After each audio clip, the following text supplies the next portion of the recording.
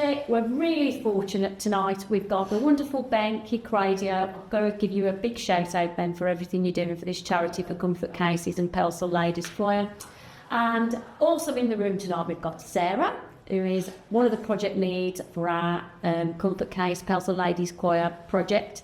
And very lucky to have Councillor Garry Perry, leader of Walsall Council, and Councillor Edward Lee, also part of Walsall Council's cabinet, and a musical director for Pelsall Ladies Choir. Welcome everybody. Hello. Number 2 of the podcast. And tonight's podcast then, we're going to talk about Comfort Cases, Pelsall Ladies Choir, but more importantly, what this is going to do locally, Garry. So hopefully you're going to be able to give us a little bit of the data and statistics about children in care and what our charity will bring to those children locally. So yeah, over to you. Okay, well thank you, Sarah.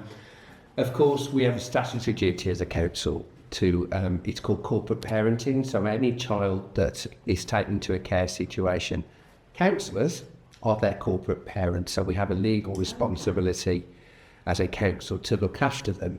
And when we say look after them, we're not physically delivering the care and going in and being a mum or a dad. It's actually ensuring that we've got the right people in the right professions geared up to support those children. So that could be foster care, even when they go on to adoptive, it could be in a care setting. Yeah, very few are far between there do we place a child into what would have been traditionally called a children's home. We still have children's home, but they're not in the way that they were years ago.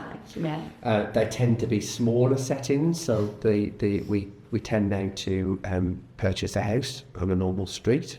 There is one nearby, for example, where we'll put 3 or 4 children in there with a smaller unit. It's best for the child as well. It's also important that we keep that child where we can in borough, so in Walsall. Oh, okay. It's also cheaper for us, so there's always a cost on all of these things, but sending them outside of borough isn't always the best.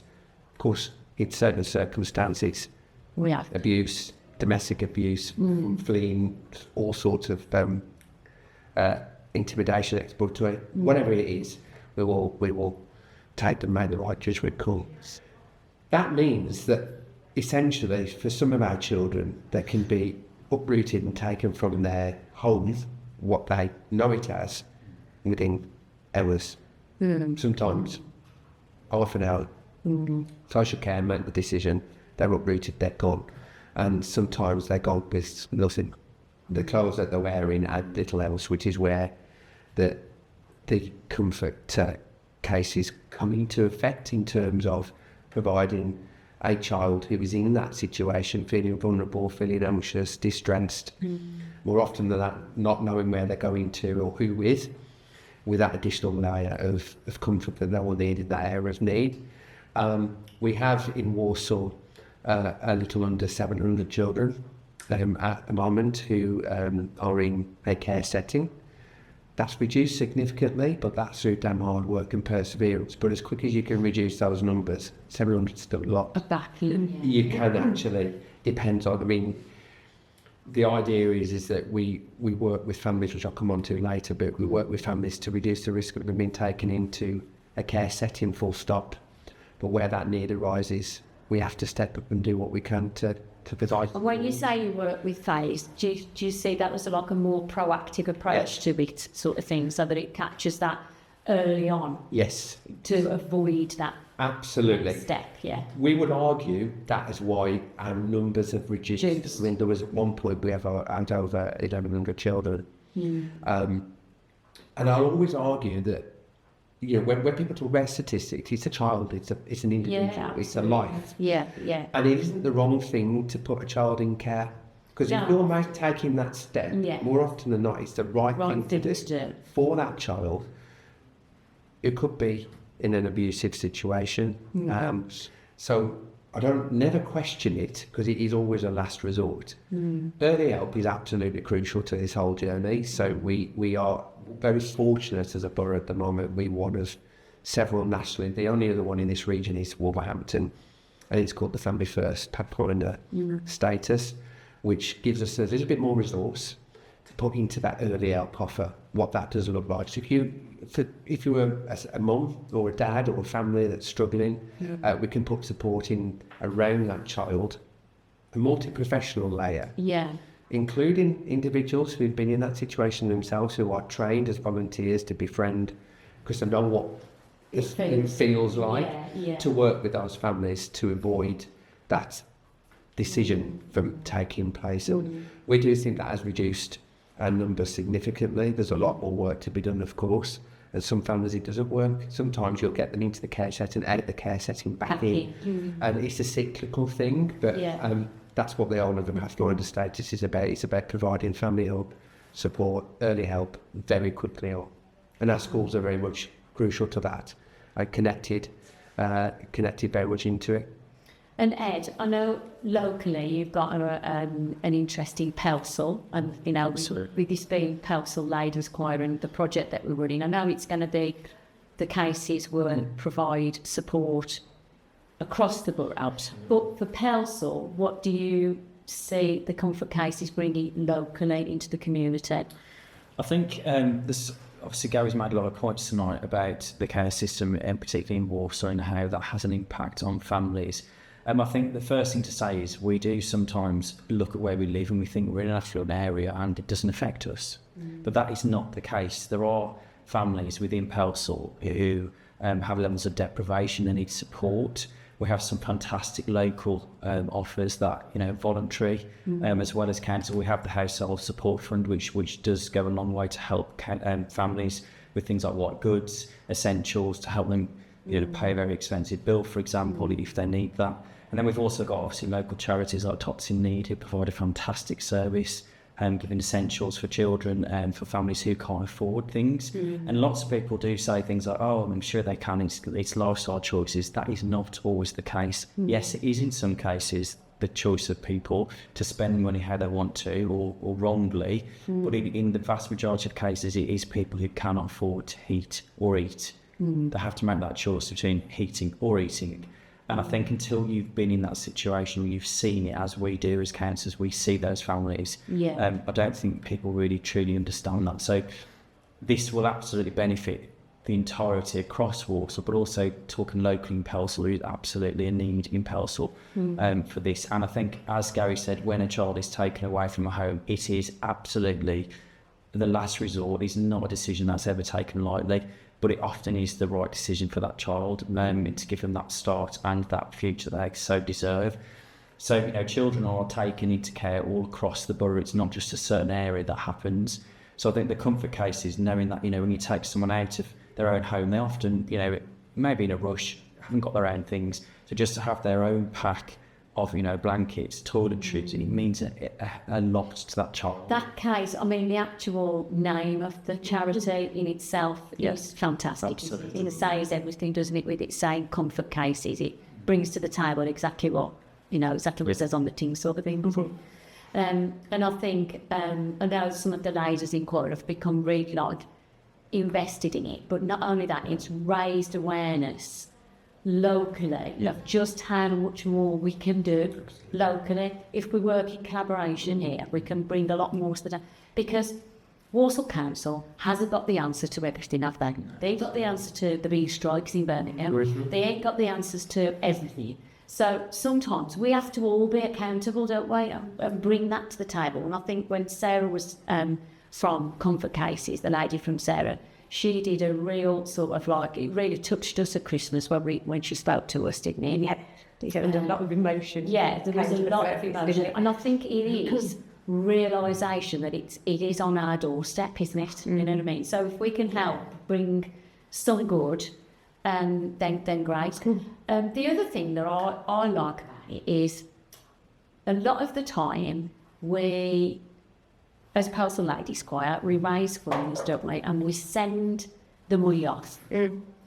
This particular charity is very different in the way that we're actually giving a product at the end of our fundraising, if you know what I mean. So we're not just handing over the cash. So it's giving us more accountability, really. We've had to become more accountable for what we're going to do with the money. So that's a great thing as well. And I think that's something that the ladies have enjoyed doing. because we've had lots of donations of items as well as cash, haven't we? I mean, I come to rehearsal and every week I'm going home with a bag of stuff that somebody's brought in for me. Which is great, isn't yeah, it? it is. That's lovely. Yeah, my house is rapidly filling up and I've had to borrow the neighbour's lock-up.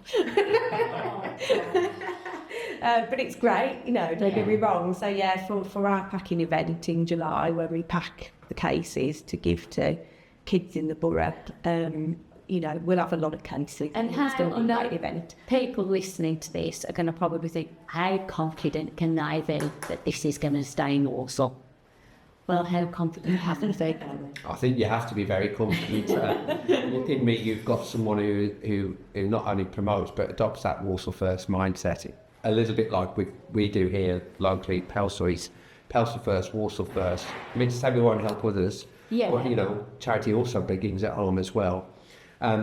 Every pack that you will donate and all the contents within that, you won't always know who that's going to. No. But what you will know is going to make the difference. It will shine a light on someone's face. Yeah. And that's how you have to look at these things. And, you know, with the best will in the world, most people have got this view of children, particularly when you look at them going into a care centre in the night, that they're going to be these perfect little Christopher Robins in the nice dressing gowns with a loop on the front, nice furry slippers and a teddy bear under them arm. Yeah. Absolutely not. Yeah. Those children don't really exist in a place like Walsall. Yeah.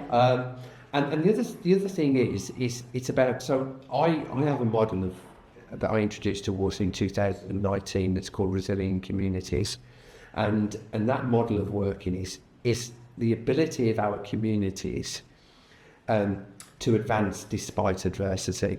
What you're doing is an example of resilient communities. It's where you're not just looking towards statutory services to provide the solution or the offer. Actually, you're prepared to learn a little bit about what is happening, understand that, and actually you're leading it. It's about empowering our people to stand up, and I think it's fantastic what you're doing, and I know those children will benefit. And the only other suggestion I would make is perhaps, because with some of our children in our local schools, is perhaps getting them when you're ready to offer the packs out, is to get children to write a letter. They don't know who they're writing it to, but they know a child's going to read that. Yeah, and that again is connecting the children's voice. Yeah, because that is. Yeah, that's a really nice idea. It's a nice because the bags do have comfort cases will provide us with a little card, and you sign it to say I packed this bag, so with the child that gets it just knows the name really, the person who's had a particular bag. But that would be a smashing idea. And involve the children with packing. Yeah, you know, that's another way of that connectivity, isn't it, with the person who's affected. And we see it at Christmas, don't we, Ed, in terms of, you know, we support a lot of all our primary schools we do under the radar, but we've got some volunteers who work with us, and we'll ask our schools to nominate their neediest families. Yeah. And they get hamper and presents for the children. We don't shout about it. No, we do it quietly. Yeah. But we know, because that's a time when everyone's attention is focused on giving, isn't it? Yeah. The vulnerabilities. You feel the vulnerability. And that's what that's about as well. Yeah. I think as part of our song that we're going to be doing, we want to have the child's voice. It was something that I was absolutely adamant on when we were deciding to this was like, that's absolutely fine. But Pelsall Ladies Choir are not going to do all the singing. Because I think it's really important. We have got schools locally that we can tap into. And I think there's a good education message, isn't there, for children who are not in these circumstances to understand the world around them, and that it's not all fluffy daisy chains and buttercups. Do you know what I mean? There are children sitting possibly next to them in packs that are not as lucky, privileged, you can say as well sometimes, as they are. And I think it's sharing that message at a very young age. Again, it's about that respect and ethics and all of that, isn't it? And I feel really strongly that we tap into that for the local school. So watch this space and that. So July is the big pack. Yeah. 10th of July, looking at what we've had donated, the cash we've got so far, by the time we've done the concert on the 28th, I think we'll get to 100 easily. Just tell me how much each pack cost. Well, the charity reckon it up on about £50 for a cake. I did a reckon up on a full case that we purchased with the cost of all the bits and the bag itself, and it was coming out at more like 40. So that's why I think we'll be in a better position than what I thought we would. I mean, I did the initial calculations because I suppose the charity don't have that much time to shop around, do they, to get stuff for the cheaper price. I mean, I don't have that much time either, but I've probably got more time than poor Sarah, who's her and another part-timer trying to run the whole shebang.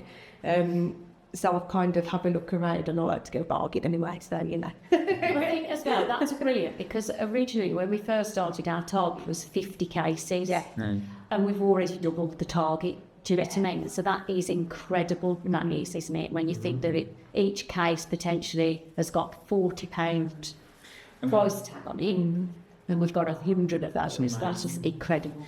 Thanks so much for your time. Thanks to all the listeners. Again, Ben, thank you so much for giving up your time, and your lovely lady wife over there. Thank you so much. Councillor Perry, Councillor Lee, fabulous. Thank you so much for your time. I know you're really invested and really passionate about the cause, and as always, supporting Lady Squire as our president, Mr. Perry. Yeah, thank you so much for your time. I know it's very precious and you're all really busy, so thank you very much. Thank you. Thank you.